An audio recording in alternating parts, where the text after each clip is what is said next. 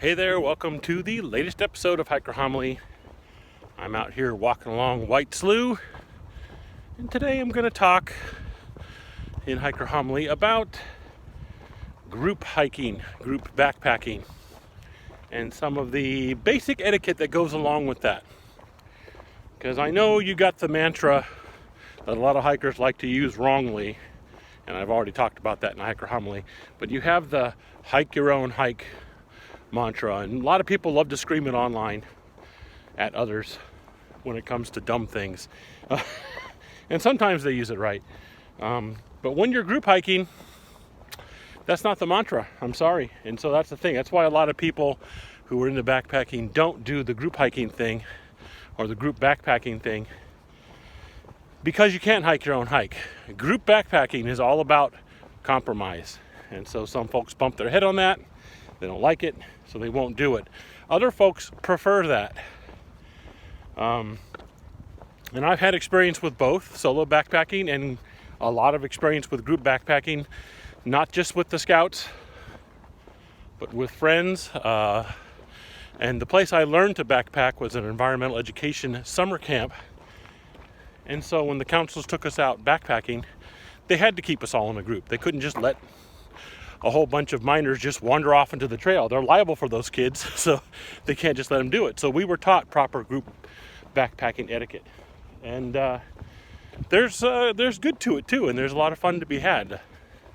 A lot of my experiences were group backpacking when I was younger, and it was a great time. It was part of what made backpacking fun. So we're going to talk about that. So step one for group backpacking is pretty much step one for almost any backpacking. At least I think it should be. Some folks are going to go out there, oh no, I just get on my pack and I just go. Awesome, good for you.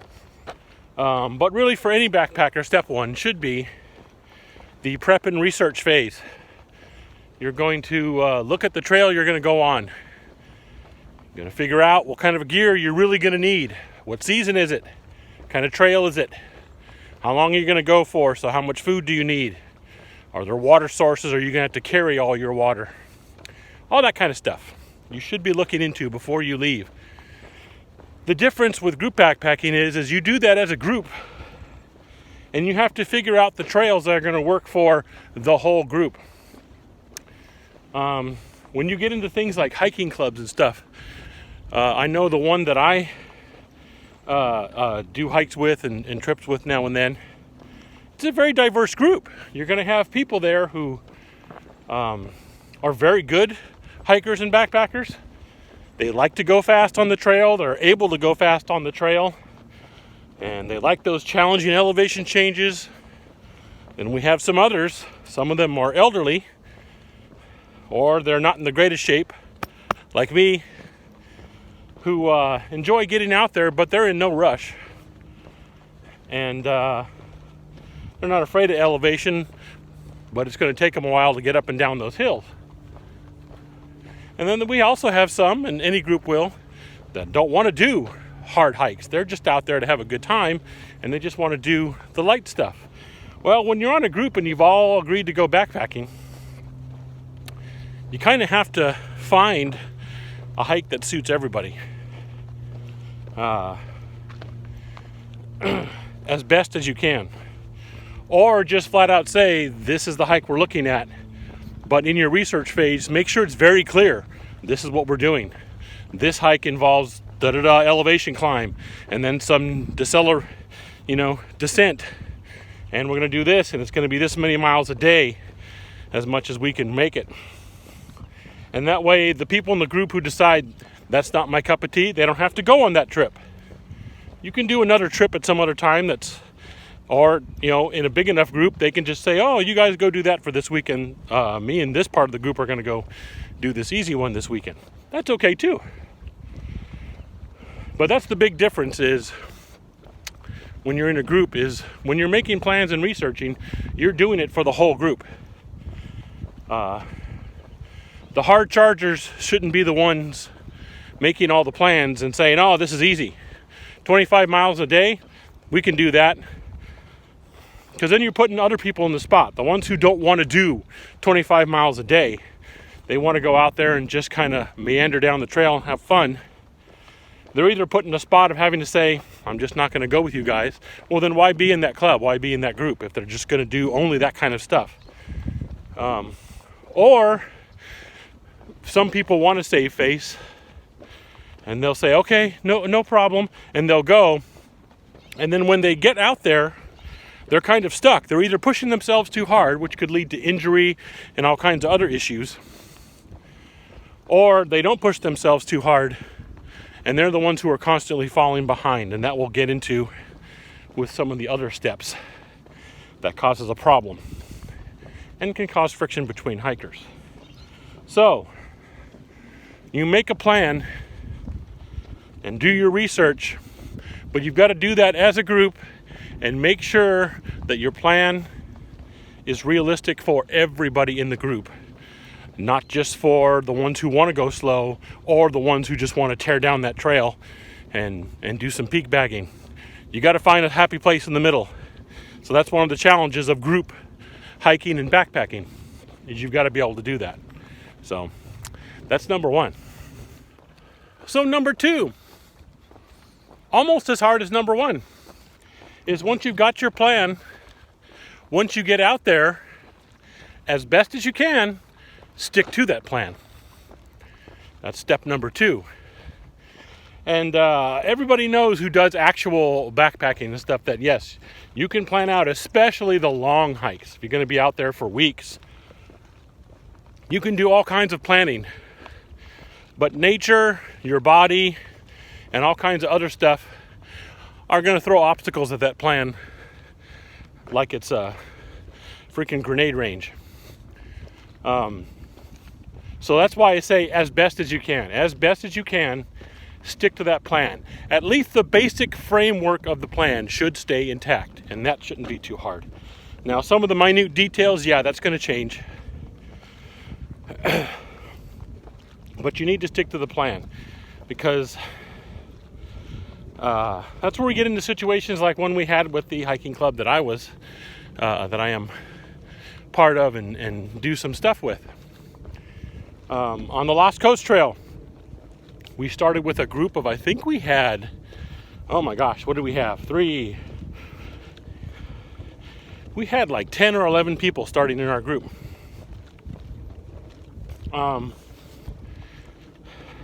Yeah, I think 10. The first day, decently smooth. We got to the first point where, okay, we can't go any further, even though we still have some daylight, because the tide's coming in and the trail's going to disappear. And that was something like a 5-mile section coming up. So we weren't going to be able to cross that section before the tide came in. So we camped the first night. Second day, the hard chargers took off, got way out there, made good time. The slower folks, including myself, not so good as far as the time went. We still ended up getting the distance, and we got through the tide zone just fine and stuff, but by the time we got there, we were beat. Well, that's when some of the folks in the group at the second night camp decided, hey, I think it would be cool, and one other person in the group hasn't been out here before. A lot of us hadn't been out there before, but this was a minor that she had brought with her. I would really like her to get to such and such and be able to play in this creek thing. That would be great. And that would mean we're going to get out on Sunday instead of Saturday. Well, the problem with that is a good portion of the group, we had all carpooled together and gotten our rides to get out there to the Lost Coast Trail. Quite a few of us, and there's no service out there. We can't just make a phone call and say, hey, change of plan.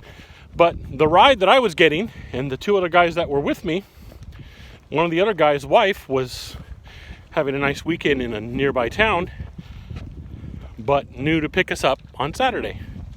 We had no way of getting a hold of her to tell her that was going to change. So we just couldn't just change that plan. That wasn't going to work.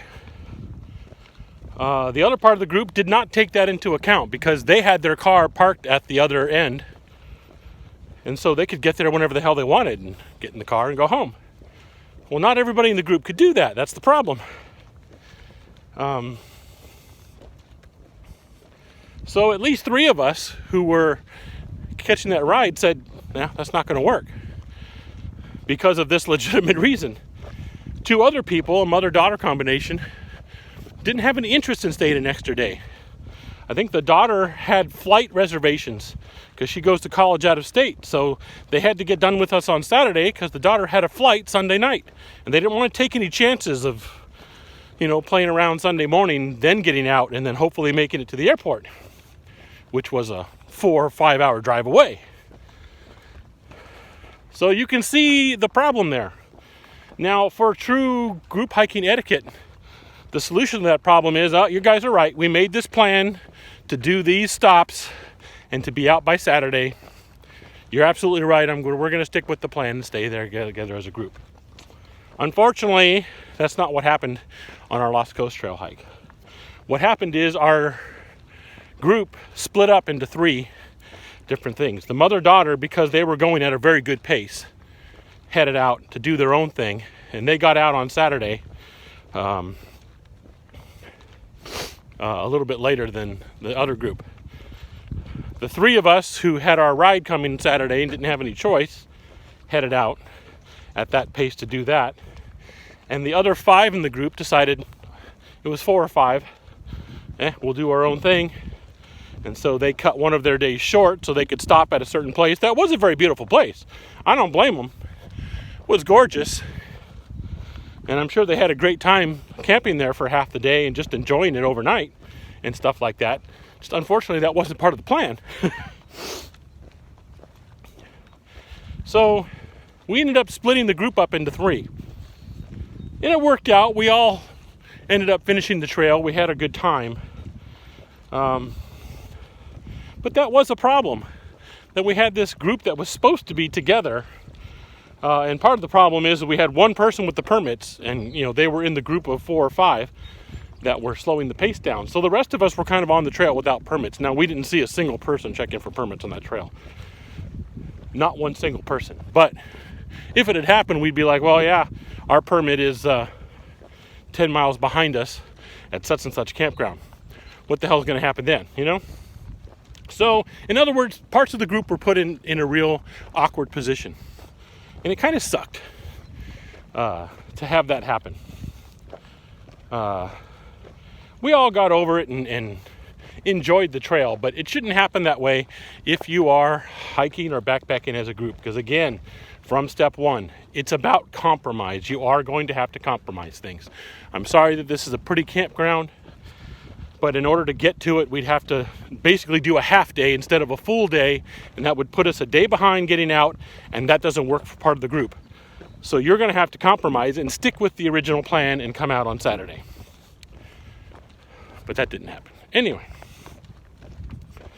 so that's a big thing. Compromise. And when you get the plan set up and the plan is balanced for everybody in the group, stick to it as best you can, at least the basic framework. You might not get the exact place you wanted to stop or things like that. You may be a mile short or 2 miles longer, who knows. But you're together as a group and you've stuck to the basic fabric of the plan. That's number 2.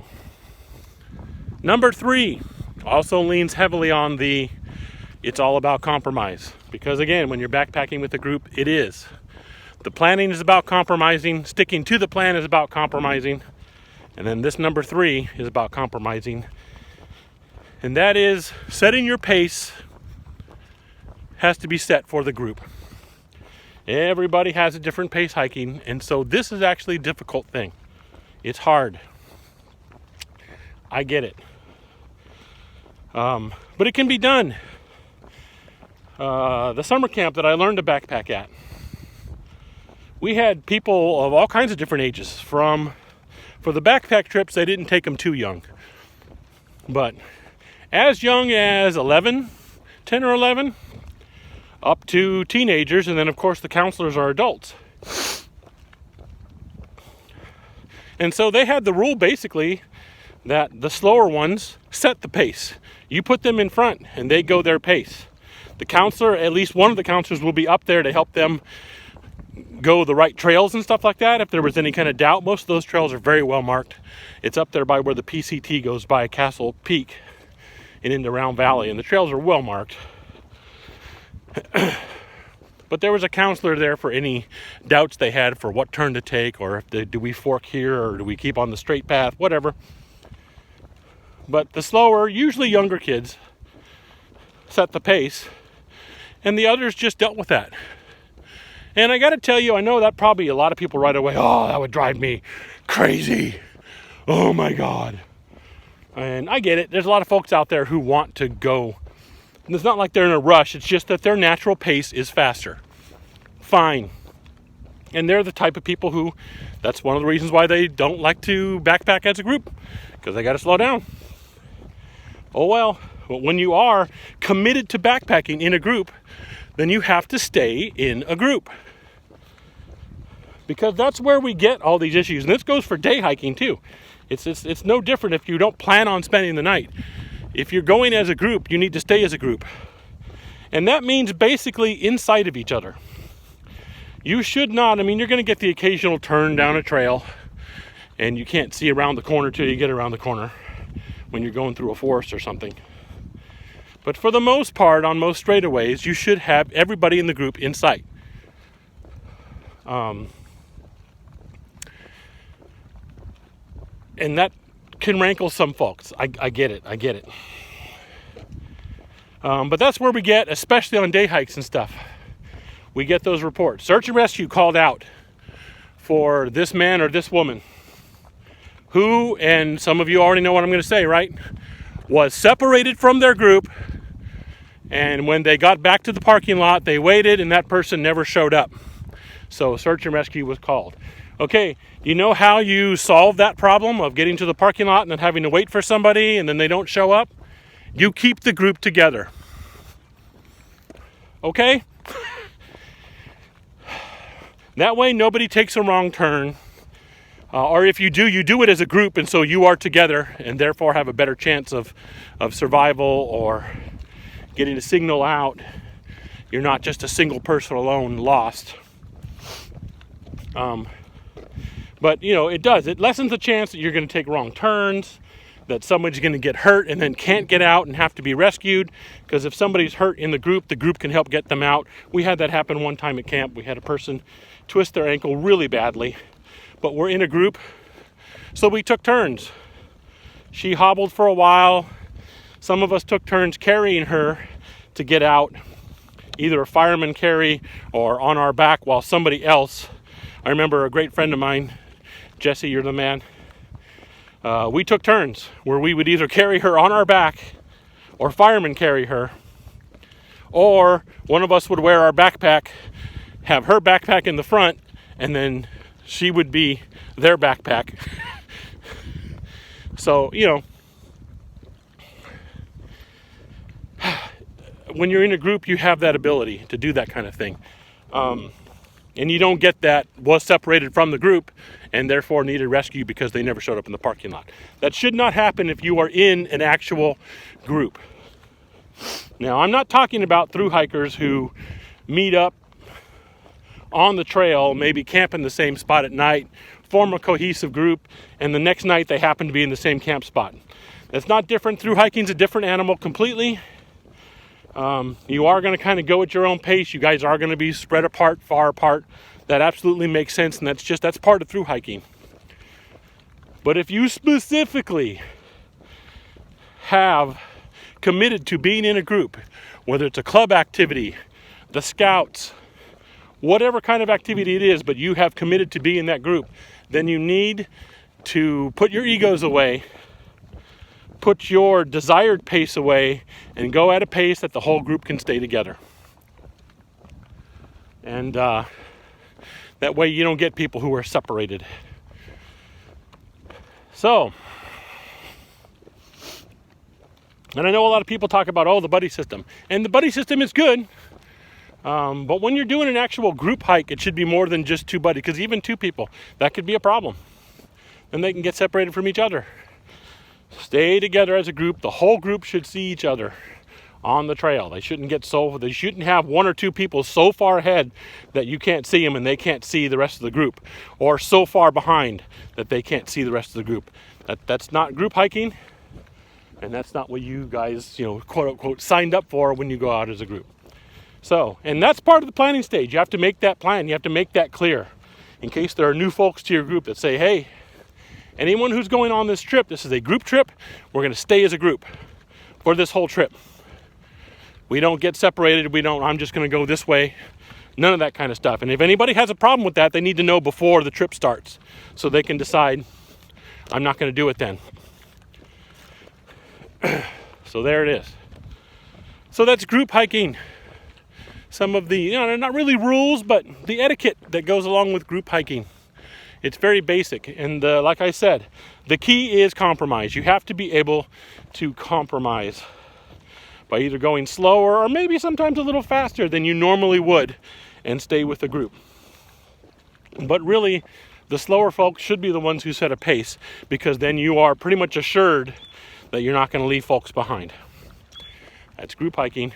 What do you think about group backpacking? Is it your cup of tea? Do you love doing it with friends? I used to love it when I was younger. We'd get a whole group of friends, 5, 6 of us would go out into the woods. And we never complained about, oh, so-and-so is so slow. Oh, I would rather do this. We all got along pretty well, and we had great times. We have some really good memories of backpacking out there.